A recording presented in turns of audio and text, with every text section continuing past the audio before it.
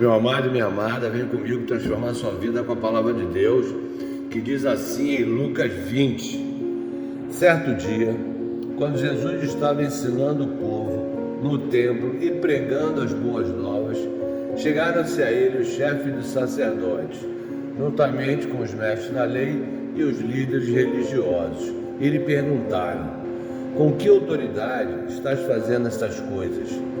Quem te deu essa autoridade? Ele respondeu: eu também lhes farei uma pergunta. Digam-me, o batismo de João era do céu ou dos homens?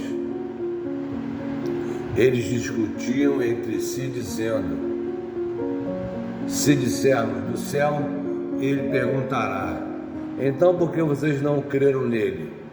Mas se dissermos dos homens, todo o povo nos apedrejará, porque convencidos estão de que João era um profeta.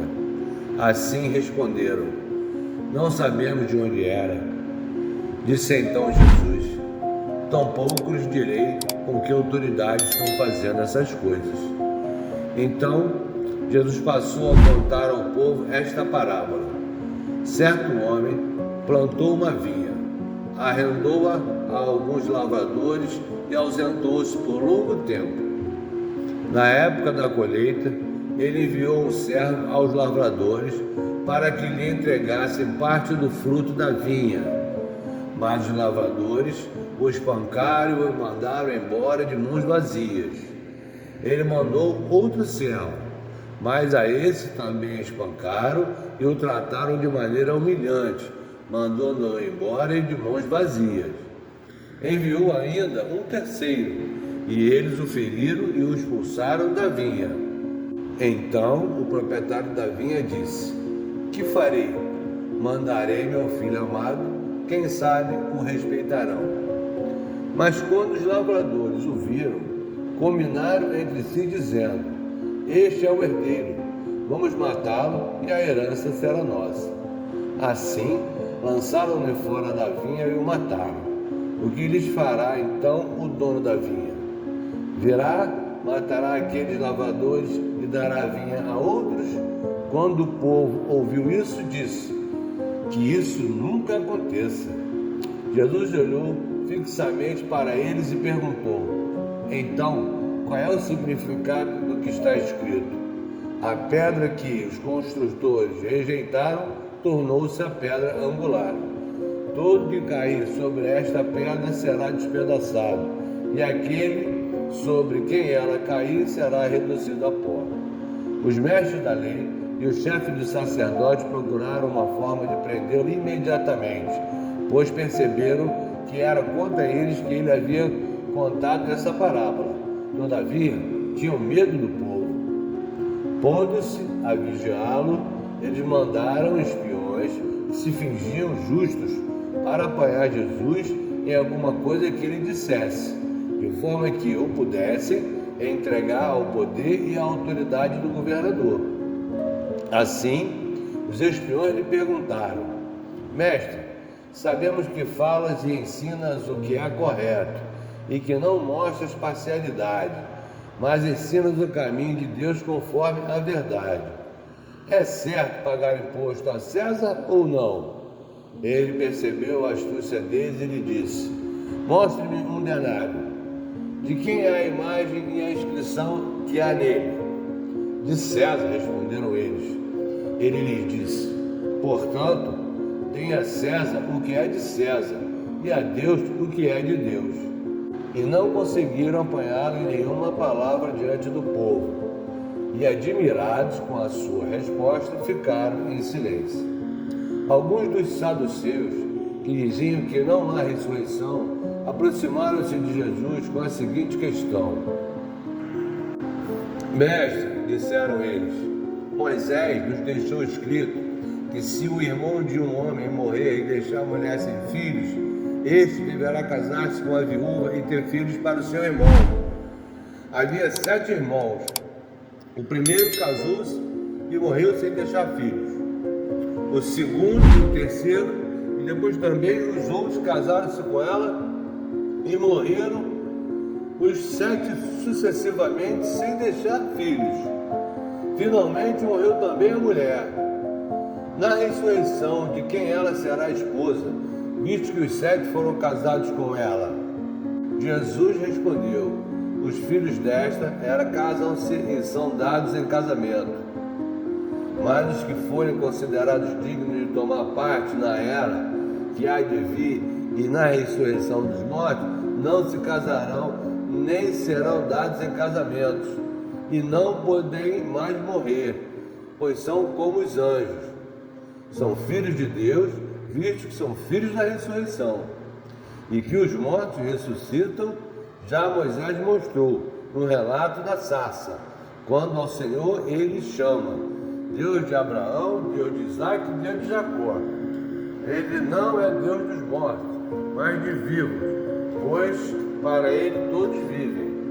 Alguns dos mestres da lei disseram: respondeste bem, mestre. E ninguém mais ousava fazer-lhe perguntas. Então Jesus lhes perguntou: como dizem que o Cristo é filho de Davi? O próprio Davi afirma no livro dos Salmos: o Senhor disse ao meu Senhor: senta-te à minha direita, até que eu ponha os teus inimigos como estrado para os teus pés. Portanto, Davi o chama Senhor. Então, como é que ele pode ser seu filho? Estando todo o povo a ouvi-lo, Jesus disse aos seus discípulos: cuidado com os mestres da lei. Eles fazem questão de andar com roupas especiais e gostam muito de receber saudações nas praças e de ocupar os lugares mais importantes das sinagogas e os lugares de honra nos banquetes. Eles devoram as casas das viúvas e, para disfarçar, fazem longas orações. Esses homens serão punidos com maior rigor. Jesus olhou e viu os ricos colocando suas contribuições nas caixas de ofertas. Viu também uma viúva pobre colocar 2 pequeninas moedas de cobre e disse: afirmo-lhes que esta viúva pobre colocou mais do que todos os outros. Todos esses deram do que lhes sobrava, mas ela, da sua pobreza, deu tudo o que possuía para viver. Alguns dos seus discípulos estavam comentando como o templo era adornado com lindas pedras e dádivas dedicadas a Deus. Mas Jesus disse: disso que vocês estão vendo, dias virão em que não ficarão pedra sobre pedra, serão todas derrubadas. Mestre, perguntaram eles, quando acontecerão essas coisas? E qual será o sinal de que elas estão prestes a acontecer? Ele respondeu: cuidado para não serem enganados, pois muitos virão em meu nome dizendo: sou eu, e o tempo está próximo, não os sigam. Quando ouvirem falar de guerras e rebeliões, não tenham medo. É necessário que o primeiro aconteça essas coisas, mas o fim não virá imediatamente. Então lhes disse: nação se levantará contra nação e reino contra reino. Haverá grandes terremotos, fomes e pestes em vários lugares, e acontecimentos terríveis e grandes sinais provenientes do céu. Mas antes de tudo isso, prenderão e perseguirão vocês. Então os entregarão às sinagogas e prisões, e vocês serão levados à presença de reis e governadores, tudo por causa do meu nome. Será para vocês uma oportunidade de dar testemunho, mas convençam-se de uma vez de que não devem preocupar-se com o que dirão para se defender, pois eu lhes darei palavras de sabedoria a que nenhum de seus adversários será capaz de resistir ou contradizer. Vocês serão traídos até por pais, irmãos, parentes e amigos, e eles entregarão alguns de vocês à morte. Todos odiarão vocês por causa do meu nome. Contudo, nenhum fio de cabelo da cabeça de vocês se perderá. É perseverando que vocês obterão a vida. Quando virem Jerusalém rodeada de exércitos, vocês saberão que a sua devastação está próxima. Então, os que estiverem na Judéia fujam para os montes. Os que estiverem na cidade, saiam, e os que estiverem no campo, não entrem na cidade.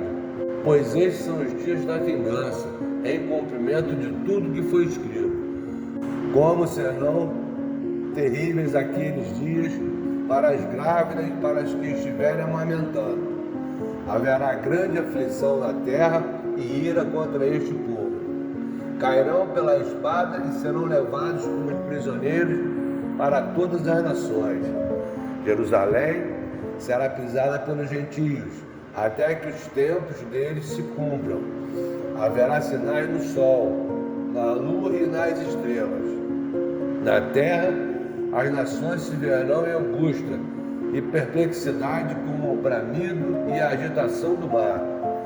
Os homens desmaiarão de terror, apreensivos com o que estará sobrevindo ao mundo, e os poderes celestes serão abalados. Então se verá o Filho do Homem vindo numa nuvem com poder e grande glória. Quando começarem a acontecer essas coisas, levantem-se e ergam a cabeça, porque estará próxima a redenção de vocês. Ele lhes contou essa parábola. Observem a figueira e todas as árvores. Quando elas brotam, vocês mesmos percebem e sabem que o verão está próximo. Assim também, quando virem estas coisas acontecendo, saibam que o reino de Deus está próximo. Eu lhes asseguro que não passará esta geração até que todas essas coisas aconteçam. O céu e a terra passarão, mas as minhas palavras jamais passarão. Tenham cuidado para que os seus corações não fiquem carregados de libertinagem, bebedeira e ansiedade da vida. E aquele dia venha sobre vocês inesperadamente, porque ele virá sobre todos os que vivem na face de toda a terra. Estejam sempre atentos e orem para que vocês possam escapar de tudo o que está para acontecer e estar de pé diante do Filho do Homem. Jesus passava o dia ensinando no templo e ao entardecer saía para passar a noite no monte chamado das Oliveiras. Todo o povo ia de manhã cedo ouvi-lo no templo. Essa palavra vai transformar a minha vida e a tua. E agora eu compartilho com você o devocional de Kenneth Hagin, de 4 de fevereiro, que diz assim: preocupação. Não andeis cuidadosos quanto à vossa vida. Mateus 6,25. Pouco depois de eu nascer de novo, prometi a Deus: nunca duvidarei do que leio na tua palavra, porém a tua palavra em prática. Tudo no Evangelho era luz e bênção para mim, até chegar em Mateus 6,25. As referências indicavam que Deus está dizendo: não vos preocupeis. No entanto, eu estava cheio de preocupações. Além de estar perto da morte com minha doença cardíaca, estava a ponto de deixar minhas preocupações me levarem até a sepultura. Falei: Senhor, se devo viver sem preocupar-me, não conseguirei ser um cristão. De repente, tudo na palavra parecia escuro e ofuscado. Não consegui tirar mais luz da palavra. Minha consciência me alfinetava, porque eu não estava praticando a palavra. Finalmente, às 18 horas do dia 4 de julho de 1933, entreguei todas as minhas preocupações ao Senhor e disse: Senhor, perdoa-me por ter me preocupado, por estar cheio de ansiedade, pelos queixumes e desânimo, pela depressão, pela dor que tenho sentido de mim mesmo. Sei que tu me perdoarás, porque prometeste que o farias, se eu confessasse tudo. De hoje em diante, porque tu já me perdoaste, prometo-te que nunca mais me preocuparei durante o tempo em que eu viver. Oh, meu Deus, que maravilha! E a confissão é a seguinte: não fico ansioso com relação ao amanhã. Não tenho preocupações nem cuidados. Já os entreguei a Deus. Nunca senti depressão nem estou desanimado. Essa é a palavra do dia 4 de fevereiro de 2024. Essa palavra tem transformado a minha vida e vai transformar a sua também. Se você quiser acompanhar comigo o devocional, que tem uma mensagem para todos os dias do ano, me diz aqui nos comentários que eu mando para você o livro. Em nome de Jesus, até amanhã.